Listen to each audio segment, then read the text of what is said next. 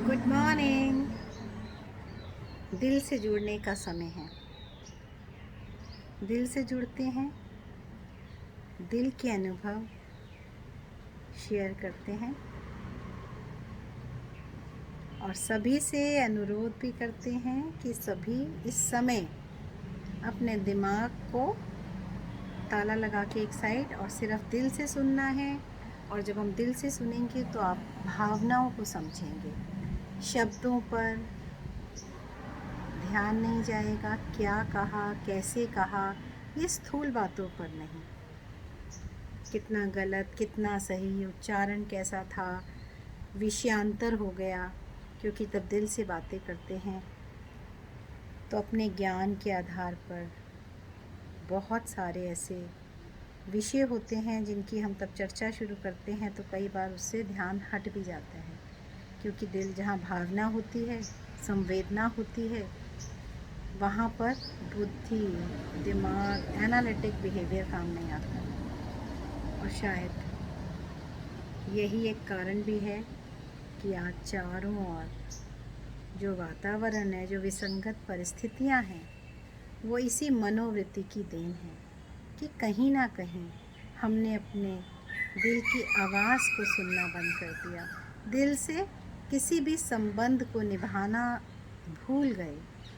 कभी हमने दिल से अपने को भी नहीं जाना, अपने मन की भी नहीं सुनी, कभी जाना ही नहीं कि हम हैं कौन, अपने सत्य स्वरूप को ही नहीं जाना। और यही कारण है जो बहुत कुछ हमारा था, जो हमारे अंदर था, जो भरपूरता थी, जिन खजानों के गुण शक्तियों के हम हकदार थे, जिन शक्तियों को एक सेकंड में हम इमर्ज करके अपनी सामर्थ्य को, अपनी चुनौतियों को छू मंतर कर सकते थे, नहीं कर पा रहे क्योंकि विस्मृति के घोर अंधकार में हम खो गए हैं। समय अत्यंत बलवान है। ये कलयुग, कलह कलेश का युग, कल मशीनीकरण हो गया, भावना एक तरफ हो गई हैं, मन से ज़्यादा हम बुद्धि दिमाग का इस्तेमाल करते हैं, एनालिटिक बिहेवियर हो गया है। सोचते तो हैं कि हम अपने लाभ, सबसे फ़ायदा, मैं मेरे में हद में आ गए हैं, हम कूप मंडूक बन गए हैं। आत्म केंद्रित होकर सिर्फ जिसमें अपना लाभ हो, पांचों विकार, लोभ, मोह, अहंकार, क्रोध, घृणा, द्वेष, ना जाने कितनी तरह की नकारात्मक वृत्तियों से अपने दिमाग को हमने दूषित कर लिया है। और यही कारण है कि हमारा दिल, जो सभी को प्यार करना चाहता है, जिसका जो ओरिजिनल स्वरूप है वो शांत है, वो बच्चे की तरह कोमल है, सभी को प्यार करना चाहता है, सभी का प्यार पाना चाहता है, लेकिन हम उस दिल को भुला बैठे हैं, उस दिल का ख्याल ही नहीं करते। तभी तो हमारा अपने से ही संबंध विच्छेद हो गया है। जब अपने को ही नहीं जाना, अपने सत्य को नहीं जाना, तो अपने सत्य संबंधों को कैसे जानेंगे। खुद को एक शरीर माना, हद में माना, तो जो शरीर देह से संबंध थे, सिर्फ उसी में अपनी बुद्धि अटकी रही। अपनी उस एनर्जी, सुप्रीम पावर को कहाँ से समझते, तब खुद को ही इस देह के साथ जोड़ के रखा। तो प्रकृति के पांचों तत्वों की विशालता, उनसे अपना प्यारा सा संबंध कैसे बना के रखते। मेरा वो भाग्य है कि इस जीवन के पड़ाव में विशेष रूप से इस समय अध्यात्म मार्ग पर चलने पर उस परमात्मा की श्रीमत को जानने का, उसको मानने का अवसर मिला और अनुभव हुआ कि जितना जितना उसकी श्रीमत प्रमाण चले तो नज़रिया बदलता गया। जीवन के प्रति नज़रिया बदला तो नज़ारे बदल गए। वही मैं, लेकिन सोच में ज़मीन आसमान का फर्क। खुद से जुड़ना आया तो संस्कारों को मोड़ना भी आ गया। पुराने पतित संस्कार किस तरह धीरे धीरे उस परमात्मा की पालना से, उसकी श्रीमत से, छोटी छोटी धारणाओं को धारण करने से ख्यालों को खूबसूरत बनाते गए और उन विचारों से तब कर्म व्यवहार में जीना शुरू किया। उन्हें आत्मसात कर प्रकृति से अपना एक प्यारा सा संबंध स्थापित किया तो लगा कि ये सब तो मैंने पहले भी अनुभव किया है। अपने बचपन के दिन लौट आए।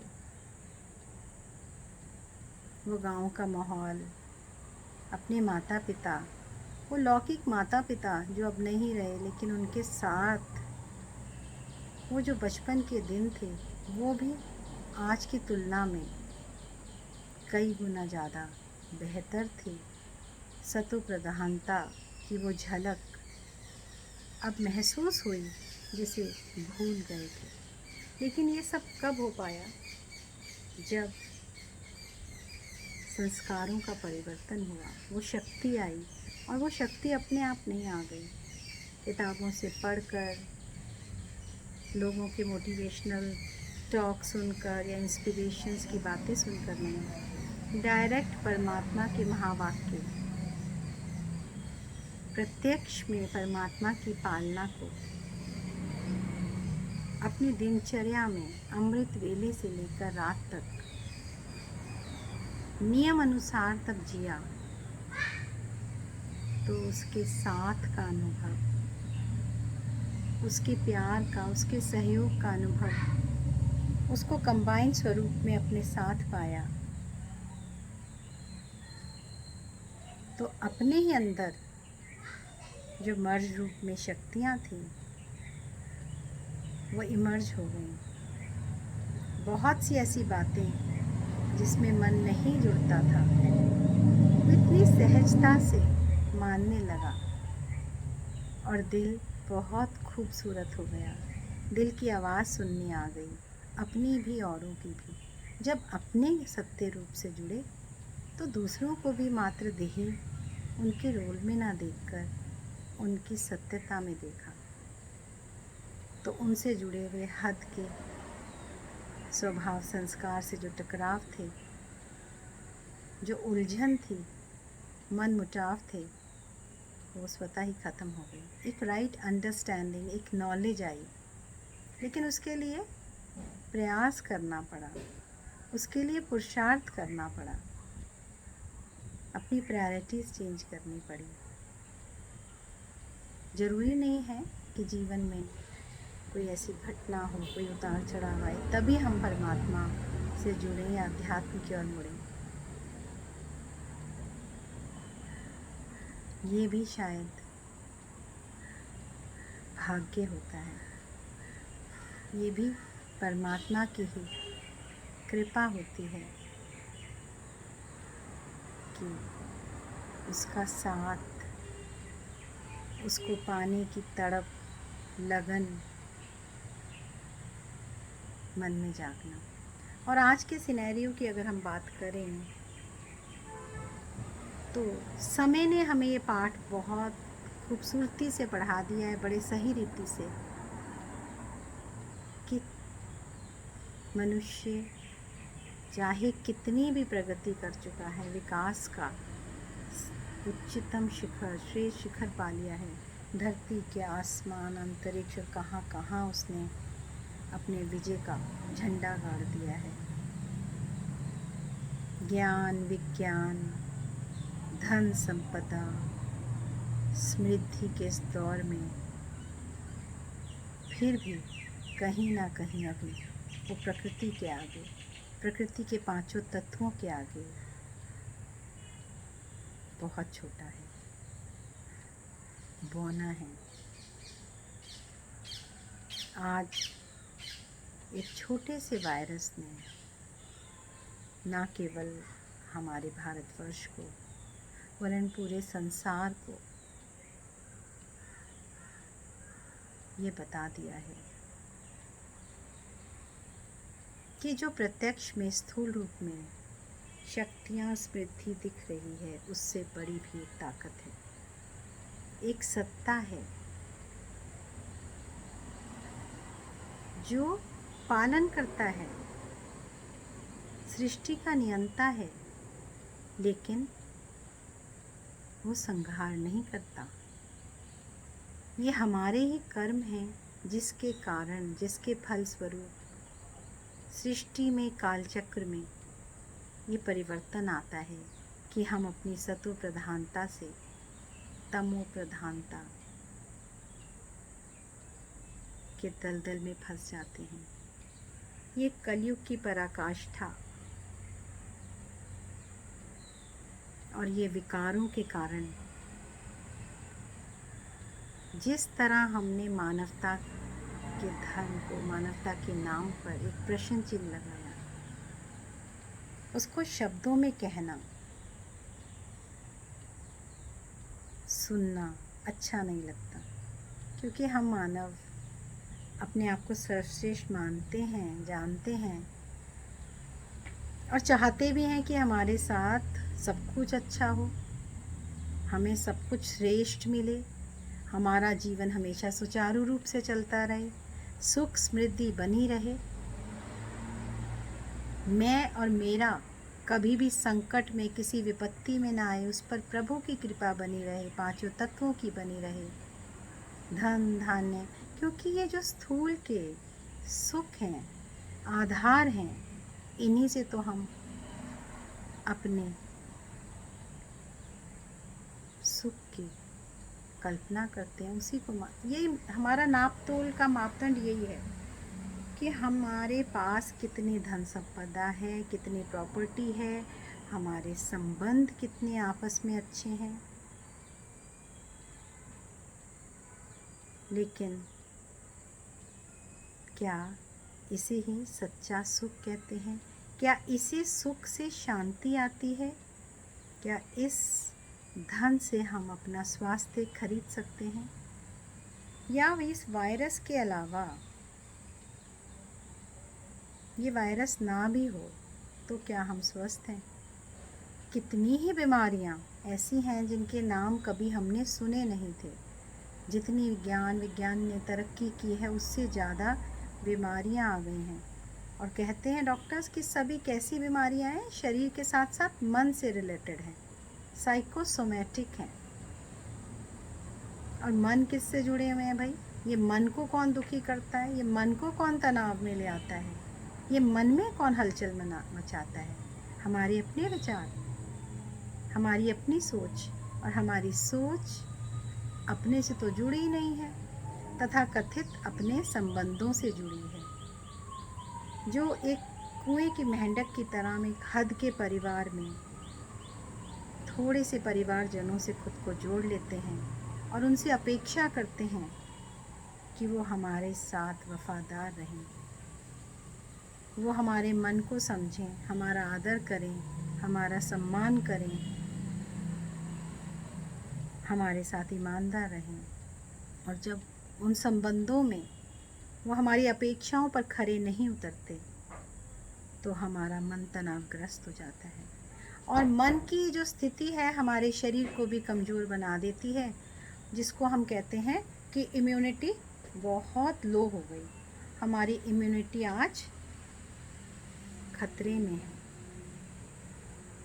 तो फिर कौन अपना हुआ? दिल की बातें हैं, दिल से समझना है। और दिल की बातों की एक और ख़ासियत है, तब ये शुरू होती हैं तो ये गागर में सागर की तरह थोड़े से शब्दों में नहीं समझाई जा सकती। इसमें बुद्धि का इस्तेमाल नहीं कर सकते। ये तो बहता पानी है, ये तो भावनाएं हैं जो अनवरत बह रही हैं। इसमें आप डुबकी लगाइए, इसमें आप खो जाइए, कुछ अच्छा लगे, कुछ ऐसा लगे जिसको अपनाकर, जिसके आधार पर आप अपना जीवन बनाकर अगर कुछ परिवर्तन ला सकते हैं, जिससे हम इस संसार को सुंदर बनाने में अपना योगदान दें। ये जो प्रकृति के पांचों तत्व हैं, ये हमारे लिए हितैषी हों, हमारे सहयोगी बने, जो अनवरत हमें देते जा रहे हैं, ये भी हमारे संतुलन को देखकर खुश हों। हम भी अपनी इंसानियत के गुणों से इनकी सुरक्षा के लिए कदम उठाएं। तो आप आज दिल से जुड़िए और थोड़ा थोड़ा मुड़िए। मुड़ना कैसे है कि अपनी दिनचर्या में, अपने दिन की शुरुआत में सुबह सुबह गुड मॉर्निंग करिए परमात्मा को, जो हमारा सच्चा पिता है, जिसने हमारे को ये इतना प्यारा जन्म, मनुष्य का चोला दिया, ये सुंदर संसार दिया। और फिर बाहर निकलिए, खुले आसमान को देखिए, प्रकृति से जुड़िए, अपनी बैल्कनी में आइए और एक प्यारी सी स्माइल से, एटीट्यूड ऑफ ग्रैटिट्यूड से, दिल से उसे भी हेलो करिए। मन ही मन उसको भी शुक्रिया अदा कीजिए। एक खुली सांस लीजिए। सारा श्वासों का ही तो खेल है। ऑक्सीजन, सिर्फ ये शब्द बोल देने से ऐसा याद आ जाएगा कि आजकल ये तो पता चल गया कि हम जिन चीज़ों को ग्रांटेड लेते थे, ऐसे कि ठीक है तो है, उनका महत्व नहीं था। वो हमारे जीवन के लिए सब कुछ थी, लेकिन कभी सोचा ही नहीं था कि जीवन तो बस यही है कि श्वास आई तो जन्म और श्वास गई तो जीवन ख़त्म। और ये फूल, पत्ते, ये मुस्कुराती हुई कलियाँ, ये सब किस तरह श्वासोश्वास हमें वो साफ ऑक्सीजन दे रही हैं, वो हमारे लिए अनवरत कितनी उपयोगी हैं, ये तो हम भूल ही गए थे। और कर क्या रहे थे, हम क्या दे रहे थे उन्हें बदले में? सारे पेड़ों को काट रहे थे, पूरे के पूरे जंगल अपने घर को सजाने के लिए, अपने विकास के नाम पर हमने पूरी प्रकृति के साथ अन्याय किया था। अब ये इसकी भी गहराई में क्यों जाना, आप दिल से सोचिए कि धर्म के नाम पर नदियों को गंदा कर देना, फैक्ट्रीज, सबका धुआं, प्रदूषण, पर्यावरण, ना जाने इनको हमने सिर्फ स्थूल रूप में इनके नाम पर दिवस चाहे हम बनाने लगे, लेकिन वास्तविकता ये थी कि दिमाग ज़्यादा चलाने लगे। दिल से तो जुड़े ही नहीं, दिल से तो हमारी संवेदनाएं मरती गईं। प्रकृति के नाम पर इनके साथ हमारी छल कपट और अत्याचारी भावनाएं बढ़ती गईं। चाहे वो फिर जीव जंतु, उन निरीह अबोध मूक प्राणियों को हमने जब चाहा धर दबोचा। हमने अपने हर उत्साह को बनाए रखने के लिए, अपने उत्सव को बनाने के लिए इन प्यारे मासूम पक्षियों को अपनी दावत की मेज पर परोस दिया। अपनी मृत्यु को देखकर हम डर गए, हाहाकार मचा रहे हैं। मानव हैं, सर्वशक्तिमान हैं, ये आत्मबल खुद में भरने के लिए, औरों में भी भरने के लिए हम नित नई नवीनता से प्रचार कर रहे हैं, प्रसार कर रहे हैं कि तुम मानव हो, तुम शक्तिशाली हो, ये छोटा सा वायरस तुम्हारा क्या बिगाड़ेगा, तुम फिर से खड़े हो जाओगे, तुम अपनी शक्ति को पहचानो। बिल्कुल सही, होना भी यही चाहिए। लेकिन क्या वो शक्ति सिर्फ अपने बचाव के लिए है? सिर्फ इस परिस्थिति या फिर और भी जो प्राकृतिक प्रकोप आ रहे हैं उनसे अपने आप को बचाकर फिर से समर्थ, सशक्त होकर खड़े होने के लिए है, या एक आत्मचिंतन के लिए? ये समय गुहार कर रहा है। ये समय बार बार दुहाई दे रहा है। समय को भी जैसे हमने मजबूर कर दिया। वो हमें सता नहीं रहा, वो हमें बता रहा है, जगा रहा है कि तुम मानव हो, अपने वास्तविक धर्म को पहचानो, दिमाग ना चलाओ, अभी भी दोषारोपण कर औरों पर उंगलियां ना उठाओ कि ये क्यों हुआ, क्यों लोग मर रहे हैं, कहाँ कमी है, चिकित्सा के क्षेत्र में है या राजनीतिज्ञों के कारण है। इस तरह के भेदभाव से, इस हद की सोच से अपने आप को ऊंचा उठाओ। व्यक्तिगत स्तर पर किसी ना किसी तरह अपने को श्रेष्ठ बनाओ, परिवर्तन लाओ। ये जो बाहर स्थूल में परिवर्तन आया है, जो इतना कष्ट दे रहा है, तनाव से भर रहा है, उस परिवर्तन को अगर स्थायी रूप से सुंदर बनाना है, उस परिवर्तन के बाद उसके सुंदर रूप में, उसके सुंदर परिवर्तित स्वरूप को अपने लिए अच्छा, श्रेष्ठ, सुखद बनाना है, तो स्वयं को बेहतर से बेहतरीन बनाना होगा। हम जानते हैं कि क्या सही है, क्या गलत है। सिर्फ अब शक्ति नहीं रही, क्योंकि संग दोष हो गया। हमने जिनका संग किया वो सभी आधे अधूरे हैं। वो खुद ही दिशा को भूले हुए हैं, अंधकार में हैं, थक गए हैं। मैं और मेरे के छोटे से दायरे में रहकर उस उदार भावों को वो भूल गए हैं। तो समय की पुकार है कि आत्मचिंतन करें, अपनी विवेक को जागृत करने के लिए, उन दिव्य नेत्रों को खोलने के लिए जुड़ना होगा सर्वशक्तिवान परमात्मा से, सुप्रीम से। जिस रीति से, जैसे भी हो, आपने समय निकालना है, इंट्रोस्पेक्ट कीजिए, जुड़िए। और वो दिन दूर नहीं जब वो सतयुगी संसार, सतयुगी समाज जिसकी हम परिकल्पना किताबों में कहीं ऊपर आसमान में करते हैं, वो यहीं धरती पर हमारे द्वारा ही स्थापित होगी। क्योंकि हम ही तो कहीं ना कहीं इस कलयुगी सृष्टि को लाने के गुनहगार हैं। तो हमारा ही फ़र्ज़ है कि हम अपने में परिवर्तन लाकर, अपने को श्रेष्ठ बनाकर, उस परमात्मा से शक्तियाँ पाकर अपने जीवन को, अपनी सोच को, अपने संकल्पों को सभी के लिए कल्याणकारी बनाएं।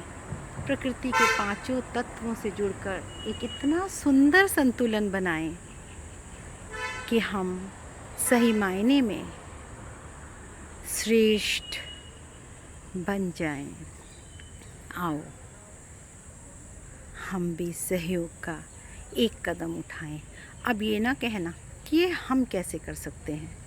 इसके लिए एक मैं छोटी सी कहानी सुनाना चाहती हूँ। एक बार एक चिड़िया थी, उसने देखा कि जंगल में आग लग गई। तो उसने 1 सेकंड में क्या किया, जल्दी से गई और पास के तालाब से पानी भरा और अपनी चोंच में लेके आई और पेड़ों पर डालने लगी। वो जाती, अपनी चोंच भरती और जहाँ आग लगी थी वहाँ पानी डालने लगी। तभी वहाँ से हाथियों का एक झुंड जा रहा था। उन्होंने उस चिड़िया को पानी डालते हुए देखा तो उन्हें बड़ा आश्चर्य हुआ और उन्होंने उसकी हंसी उड़ाने के अंदाज से कहा कि चिड़िया बहन, ये तुम क्या कर रही हो? तो उसने बोला, अरे हाथी भैया, देखा नहीं कि जंगल में कितनी आग लग गई, तो मैं आग बुझा रही हूँ। तो वो हंसने लगे और उससे पूछने लगे, तुम्हें क्या लगता है कि तुम्हारे इस चोंच में पानी डालने से जंगल की आग बुझ जाएगी? तो चिड़िया ने बहुत सहजता से, बहुत विनम्रता से हाथी को जवाब दिया कि हाथी भैया, यह तो मैं नहीं जानती कि मेरे इस छोटे से प्रयास से जंगल की आग बुझेगी कि नहीं बुझेगी, लेकिन हाँ, इतना मेरे मन में पूरा विश्वास है कि जब कभी इतिहास में इस बात का नाम लिया जाएगा, चर्चा की जाएगी, तो मेरा नाम जंगल की आग बुझाने वालों में होगा, सहयोगी लोगों में होगा, ना कि आग लगाने वालों से। तो ये बात जैसे ही हाथियों ने सुनी तो वो भी उसका सहयोग करने लगे। एक विचार है, उस पर विचार करने से पहले मैं फिर से आपसे आग्रह करूँगी कि ये जो भी सुना, जो भी मेरी शेयरिंग थी, मेरा अनुभव था, ये कोई प्लान नहीं था, जो भी मुझे मन किया, दिल में आया, मैंने बोल दिया। तो आप भी इसमें दिमाग से एनालिटिक बिहेवियर अपनाकर मत सुनना, दिल से जुड़ना। तो मुझे पूरा विश्वास है कि कुछ ना कुछ परिवर्तन तो आपकी सोच में ज़रूर आएगा। और सारी बात ही है, जब हमारे विचारों में परिवर्तन आएगा, हमारे संकल्प सुंदर होंगे, जब हम अपने ख्यालों को खूबसूरत बना देंगे, तो ये जो धरती है ना, जिसको हम बहुत खूबसूरत चाहते हैं, जिसे हम चाहते हैं कि वो हमें वो हर चीज़ दे, वो सच्चा सुख दे, शांति दे, तो देगी। वो दिन आएंगे, बस मन में विश्वास होना चाहिए कि सुख के दिन आए कि आए। Thank you.